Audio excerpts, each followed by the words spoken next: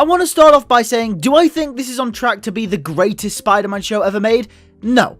Absolutely not. Not even close. In fact, I've got a lot of problems with the show so far. This show hasn't done anything groundbreaking. The backgrounds are actually a major issue in my opinion, and I didn't think I would take an ick for it as much as I did. The dialogue is clunky in places and misses opportunities for nuanced subtext, and the voice acting and overall performances aren't anything mind-blowing. But you know what? The show gets Spider-Man in a way that I don't think we've seen for a very long time. Episodes 1 and 2 of Your Friendly Neighborhood Spider-Man prove to the fans why Spider-Man is safest in Marvel Studios' hands. The first ever fully fledged Marvel-led Spider-Man project ever, and they give us probably one of the best characterized versions of Spider-Man ever put to screen. Lewis, Peter is a complete loudmouth nerd with no chip on his shoulder. What do you mean this is the best characterized version of Peter Parker to date? Wah! To that, I say, let me explain. Yes, I agree, Peter's personality isn't ripped directly from the page. It definitely has a sprinkle of modern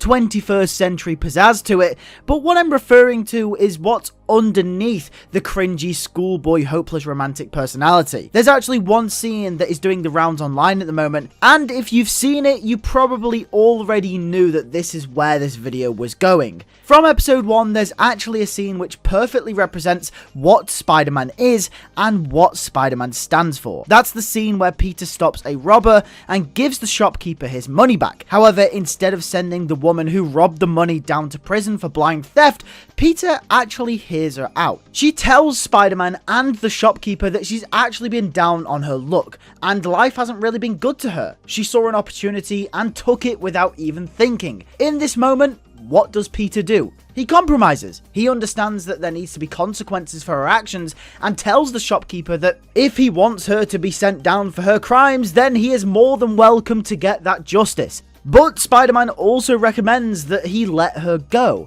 After all, who isn't down on their luck every once in a while? Sounds kinda like someone else we know, doesn't it?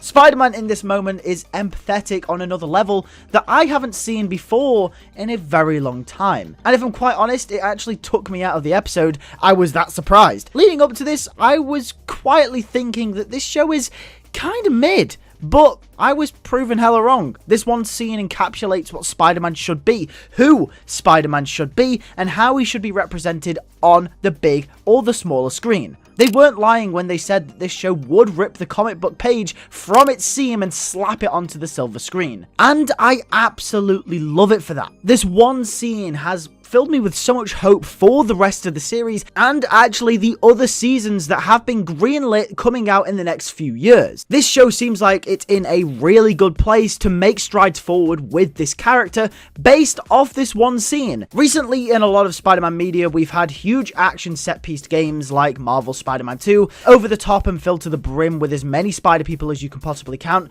with shows like Marvel Spider-Man on Disney XD, and not to mention MCU Spider-Man, which has had its fair share of the multiverse with No Way Home and potentially even Spider-Man 4, and of course all the Avengers crossovers, the Tony Stark stuff, etc. But then you have this show, Your Friendly Neighborhood Spider-Man, which brings the character back down to earth. Not just that, this show exposes the core of Spider-Man. This scene wasn't very action-packed.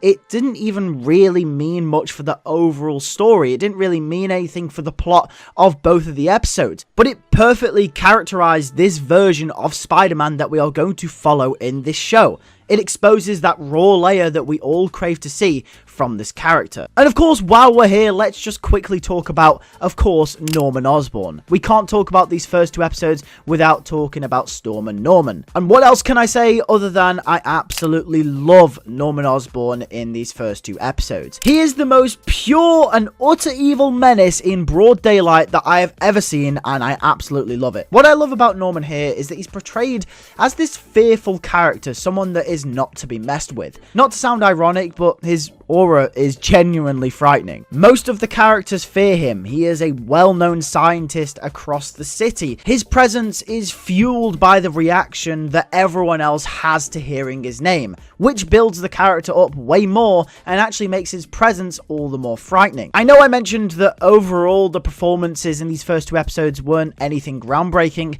If there was one character that did have a standout performance in these first two episodes, it is Coleman Domingo as Norman Osborn. Please, I beg you, please get him in real life as Norman in the MCU immediately. I need it. I need it now. I love the way that they're slowly integrating him into the story, as if his ever-looming presence hangs over the story like a planet-sized shadow. His relationship with Peter is going to be really interesting to see play out and develop as the season goes on, and potentially even into seasons 2 and 3. Because another thing that I noticed is the more that I learn about Norman Osborn, the more I learn about this series as a whole, and just after watching those first 2 episodes, I don't think Norman Osborn is going to become the Green Goblin for a very long time. I think a huge point of this show is to show the relationship, the build-up, and then the eventual downfall of Peter and Norman's relationship, and Norman going into villainy. I don't think Norman will be the Green Goblin this season, and I would actually be kind of surprised if he was the Green Goblin in season 2. But either way, these first 2 episodes did a brilliant job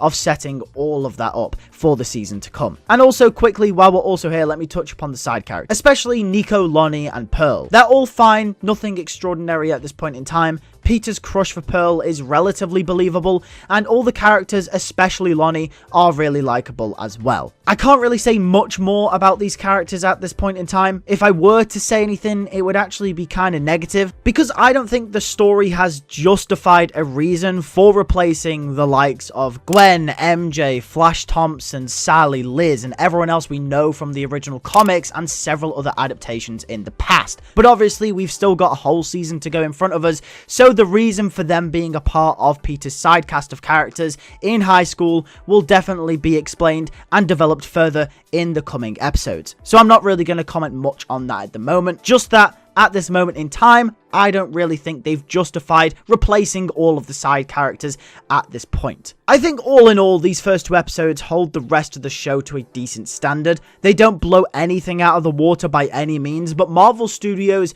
Jeff Trammell, Kevin Feige, and Brad Winderbaum clearly understand Spider-Man and what he's meant to represent, which only gets me more excited for future episodes to come.